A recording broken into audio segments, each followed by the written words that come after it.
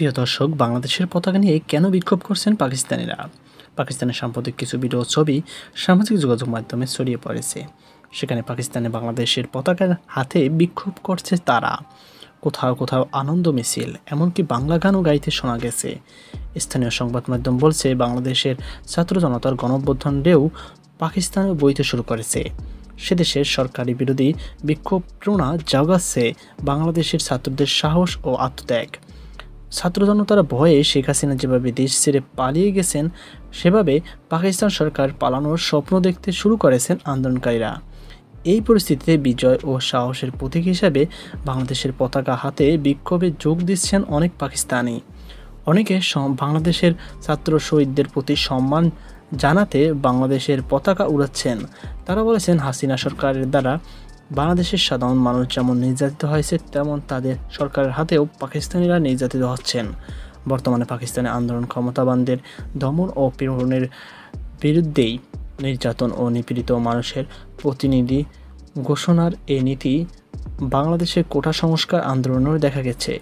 বিক্ষোভ অনেক ছাত্র জনতা ফিলিস্তিনের পতাকা বহন করছে। এমনকি 5ই আগস্ট প্রধানমন্ত্রীর কার্যালয় দখল পর বাংলাদেশের পতাকার পাশাপাশি সেখানে কেউ কেউ ফিলিস্তিনের পতাকা উড়িয়েছে।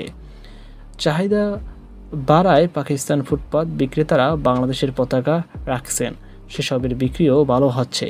এদিকে পদত্যাগ করে শেখ হাসিনা দেশত্যাগ খবরে পাকিস্তানের বিভিন্ন এলাকায় আনন্দ মিছিল হয়েছে।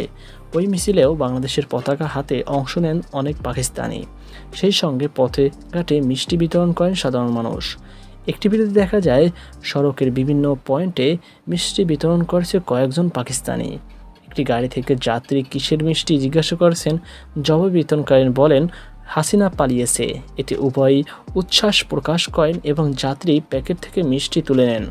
অপর এক ভিডিওতে বাংলা গান গেয়েছে বিক্ষোভকারীরা উজ্জীবিত করতে দেখা গেছে। ওই বিক্ষোভেও বাংলাদেশ পতাকা প্রদর্শন করা হচ্ছিল।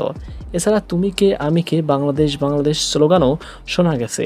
বাংলাদেশের শেখ হাসিনা জুলুমের নির্যাতনের বিরুদ্ধে ছাত্রদের বিজয়ের প্রতিক্রিয়া গত সপ্তাহে মূলত বেলুচিস্তানে বড় ধরনের সরকার বিরোধী বিক্ষোভ হয়। এর আগে আন্দোলনে এটি বেলুচিস্তান প্রদেশের চীন সমর্থিত বিমানবন্দর প্রকল্পের বিরুদ্ধে ছিল, কিন্তু ক্রমশ তা সরকার বিরোধী বিক্ষোভ রূপ নেয়। বর্তমান বেলুচিস্তানে স্টুডেন্টস অ্যালায়েন্স নেতৃত্বে সেখানে বিভিন্ন কর্মসূচি পালিত হচ্ছে। বাংলাদেশের গুম হওয়া ব্যক্তিদের ফিরে আসার খবর সেখানে অনুপ্রেরণা ছড়াচ্ছে।